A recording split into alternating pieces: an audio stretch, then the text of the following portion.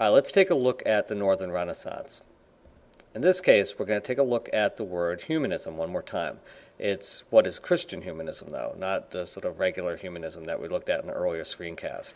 So we see that Renaissance ideas influenced the writers and philosophers of Northern Europe who adopted the idea of humanism to their more religious views of life. All right, and these guys at the bottom are the ones we're going to take a look at in detail here. These are the sort of more famous writers from the northern part of Europe who are influenced by Christian humanism. In addition to that, I just want to make sure you keep in mind the idea that the Renaissance began in Italy, but you would think that, with it being Rome being located in Italy and the Pope being located there, there'd be more of a sort of a Christian influence. In fact, it's the opposite. We're going to see that the northern humanists were actually influenced by Christian values more so than the people in the southern part of Europe, particularly in Italy.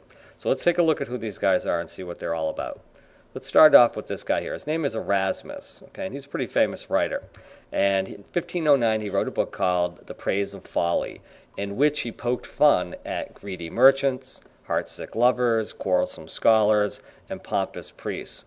These were often the sort of targets of the southern Renaissance, people that lived particularly in Italy. And again, in this case, Erasmus is sort of making fun of many of these sort of southern Renaissance folks. Okay, so merchants, lovers, scholars, and priests. He believed in a Christianity of the heart, not one of ceremonies or rules. So this is really important. We're beginning to see early on in the Renaissance that people are starting to think about challenging Christian belief in the Roman Catholic Church. So this idea that your Christian values come from your heart, not necessarily from sort of rules that are dictated to you by the Church and by the Pope. This is something sort of a Christianity for the individual rather than a Christianity for the established sort of social order or perhaps even a sort of governmental body that might have been embodied by the church itself. Okay, then there's Thomas More, and this is a guy who's pretty famous, and you may have actually heard of him because in 1516 he wrote a book called Utopia. And in that book, he basically talks about this imaginary land that's inhabited by peace-loving people. Basically, it's an ideal place. And even today, we still use that term the same way. If we say a place is a utopian place, we mean it's like a perfect place to live. And that idea and that title actually comes from Thomas More's book.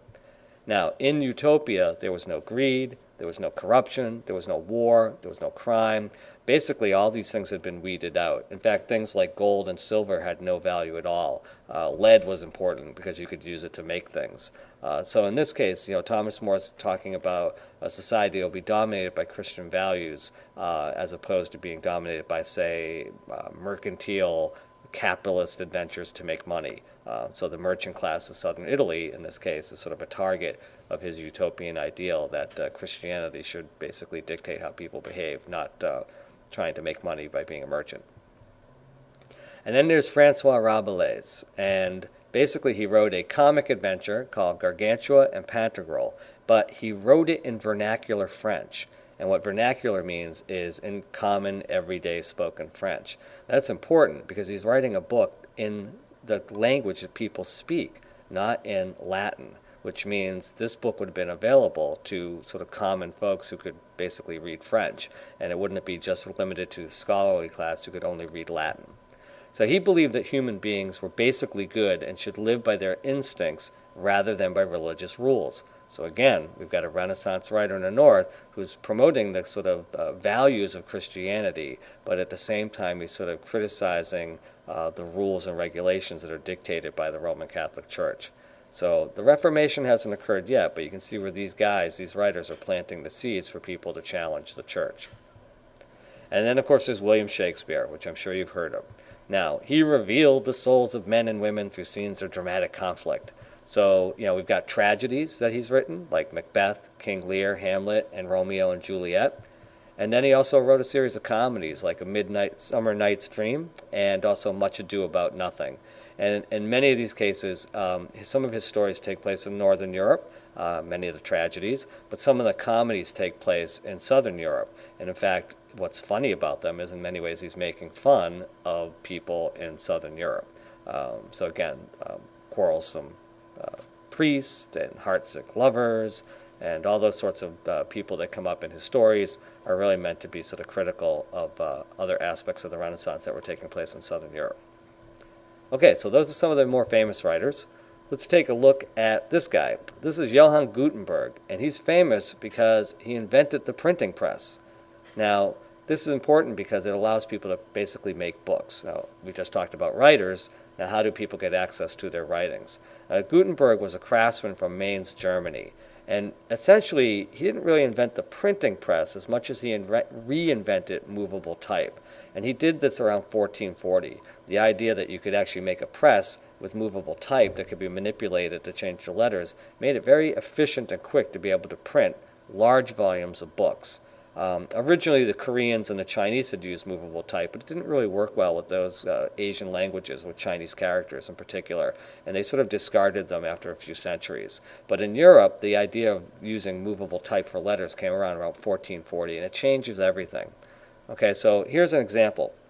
Gutenberg's very famous for printing a complete Bible, and this is a page from the Gutenberg Bible, and this was printed around 1455. Again, what this allowed him to do was able to print multiple copies of this text so it could be very easily disseminated so that people could read it and get access to the Bible for the first time. Okay, so how does printing spread learning? Because that's the key factor here.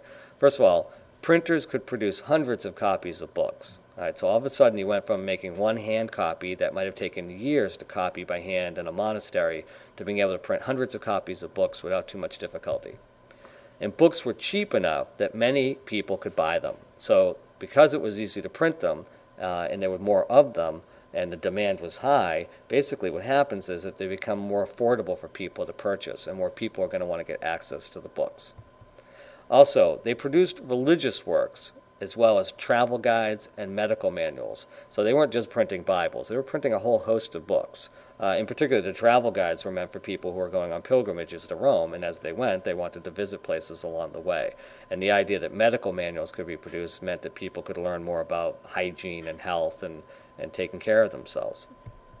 Also, the availability of books encouraged people to learn to read, and that equaled a rise in literacy. So it's pretty simple. There's more books available, more people want those books, people now want to read what's in them, and so they become literate and they learn how to read. Also, writing in vernacular languages increased. So as we saw earlier, we've got some people writing in vernacular French, but we've got other people writing in vernacular German. So people can now read books in the language that they speak, not necessarily in Latin or ancient Greek. And so that's important. It means that not just scholars get access to books, but everybody who wants to read or knows how to read can now get access to books, and as a result get access to knowledge. Now, the Bible in particular is going to be printed in vernacular. We'll see Martin Luther during the Reformation will actually write a vernacular German version of the Bible. And as a result, more people could actually read what's in the Bible. Now, this changes everything because in the Middle Ages, people were illiterate. Remember, they couldn't read. They didn't read the Bible, and in fact, the church didn't want them to read the Bible. They had to rely on their local priests, or maybe bishops or cardinals, or maybe even the Pope, to essentially tell them what was in the Bible. But the problem was people began to mistrust what the church was always telling them. Maybe perhaps the church was trying to just sort of sustain their own power. And so by printing the Bible in a vernacular language that anybody could read, you basically made people capable of understanding what was in the Bible for themselves and not being dependent upon the church. So again, people began to interpret the Bible for themselves. And as a result, more criticism of the church began to emerge. And this is really the foundation for what will happen during the Reformation. Had it not been for the printing press, then the Reformation might never have occurred, and Martin Luther may never have had the opportunity to basically challenge the role of the Catholic Church and reform the church. So without the book, without the printing press, without that spread of knowledge, none of this could have happened. But the printing press is what made it possible, and that's why it's a really important technology to understand from this time period.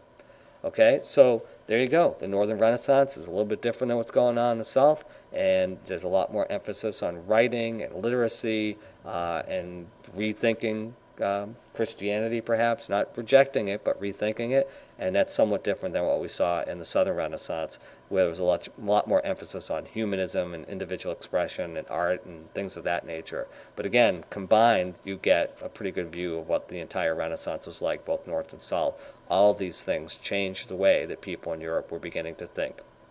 Okay, that's it. So we were going to move on from here and see what the Reformation is all about in our next screencast.